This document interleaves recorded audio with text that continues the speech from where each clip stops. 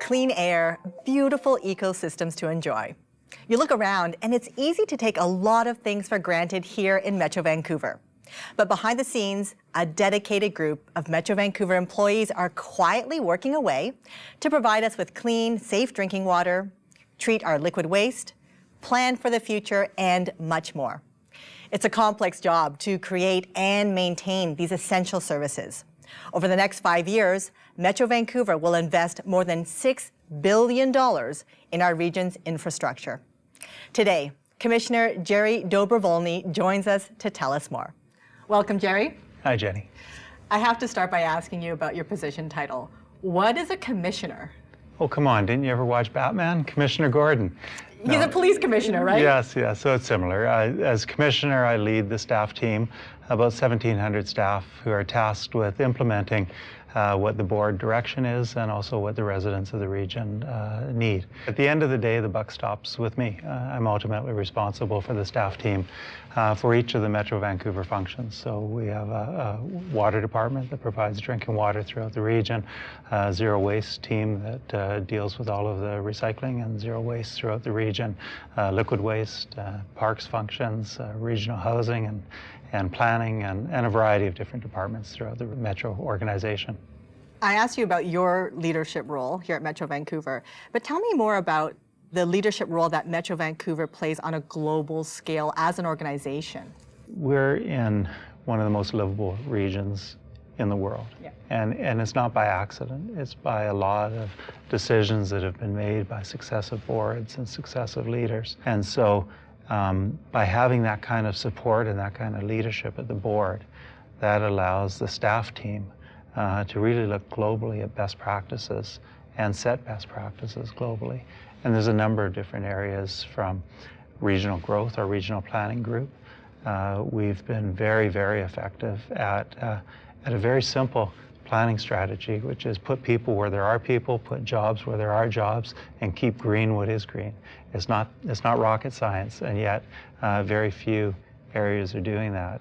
It's about not having sprawl throughout the entire region. So if you look at the Metro Toronto area, about half their growth has occurred in centres, and about half their growth has taken place outside of containment areas. If you look at Calgary, only about 30% of their growth has taken place in centres, and about 70% of their growth has been outside and sprawling. In Metro Vancouver, over the past decades, 98% of our growth has taken place in the areas where it's designated for growth, and very little has extended out. That allows us to protect agricultural land. It allows us to help protect industrial land. It's so important for the growth of the region. It's so important for the livability of the region. And so that's just one example of a leadership role that Metro is playing, and others around the world are watching. Our zero waste initiatives are second to none. We're looking at how we can work upstream, work downstream, and look at how we can reduce and reuse and minimize the amount of waste we see. And that's a nationwide initiative. That's a partnership with government and industry, all coming together to set the stage, a best practice stage about how we do our work. So again, it starts at the board, the fact that we've got, and you'll be speaking to them, each of our committee chairs that are leading each of those business areas, each of those departments, with very, very ambitious goals and objectives, and setting the bar for us very high. And staff are loving it, because that gives us an opportunity then to look around the world and see what we can look and bring in and learn from, and where it doesn't exist, create it.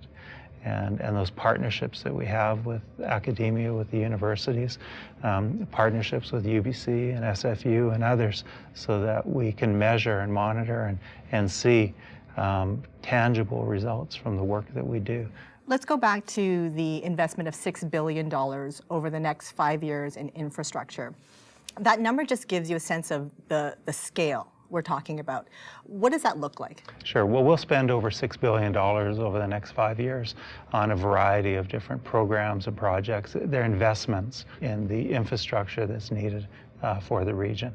So the largest of the projects is the Iona wastewater treatment plant. It's upgrading a 1960s plant that is well past its due date, both in terms of infrastructure replacement that's beginning to fail now, but also in terms of technology. The existing plant is only primary treatment, which is not the standard and the level of treatment that we would strive to provide today.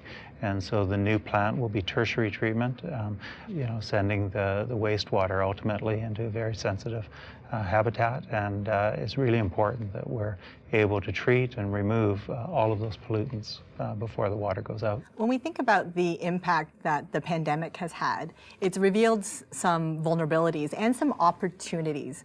I know there's this term about building back better and adding more resilience. What does that look like for Metro Vancouver? Yeah, it's funny you mentioned that my bracelet says "believe in better," oh, and really? so that's the mantra that we're picking up, and we've seen how disproportionate the impacts have been to the population, and we need to really consider that with our equity lens when we're doing our planning and design work going forward. How do we ensure that the people that need services the most are insured to get those services? What are all the things that we need to take into account as we're planning for the future, from climate change and rising sea level to seismic risk and heat impacts that we're seeing more and more now from extreme weather, and layer on that some of the social inequities that we're seeing in society, and learn from everybody globally as we're doing our work differently. What about economic recovery? What's the role that Metro Vancouver can play there? Well, we started a new initiative, Regional Prosperity.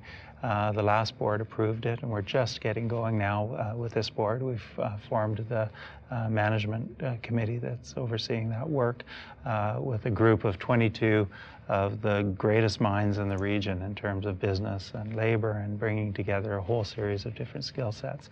And it's more than just economic development. It's not just about bringing in foreign investment. That's part of it, for sure. But it's understanding, how do we get the most out of that investment? How do we get the most out of added stimulus into the region? How do we improve the quality of life for the most Metro Vancouver residents through this work?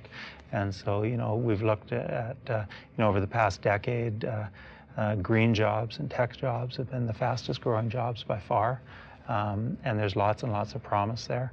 And how do we make sure that we're getting the most benefit, the most community benefit from those investments and that economic activity that's taking place? So when you say foreign investment, is that about attracting businesses to come here, companies to come here to set up shop and provide employment? Is that really what you're talking about? Yeah, foreign investment is more than just money. It's investing and banking on the Metro Vancouver region to be the future of their companies. And how do they grow here? How do they grow their businesses here?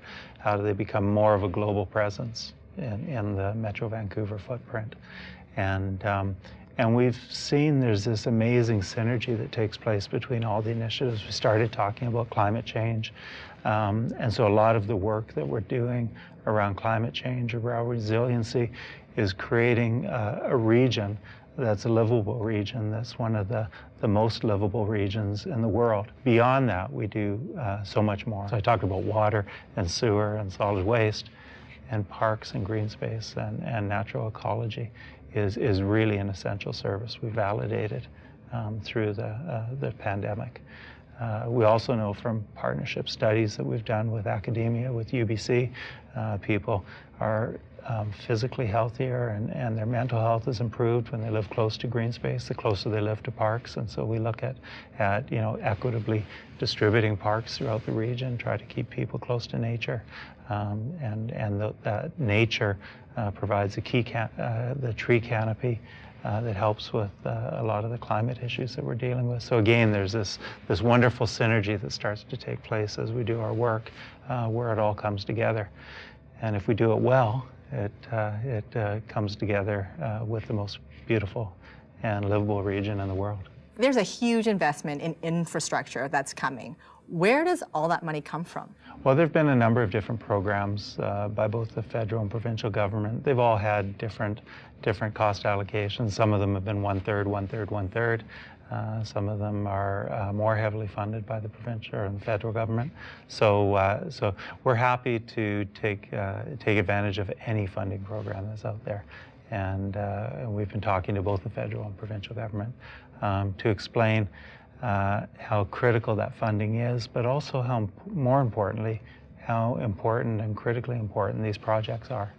The Iona treatment plant has an amazing ability to, improve habitat in the Salish Sea for the resident orca population, be the largest salmon enhancement project in the country, restore coastal wetlands, provide sensitive, really important habitat for birds that travel from the Falkland Islands to the Arctic and stop at the delta to restore their strength, to take energy out of the liquid waste so that we can take the heat and use it for heating over 50,000 homes, that we can capture the methane gas and scrub that and put it back into the Fortis network as renewable natural gas, and how we can take 500 million liters of reclaimed water and use it for irrigation. There's a number of golf courses and farms, and we can take a third of the water demand off of our potable system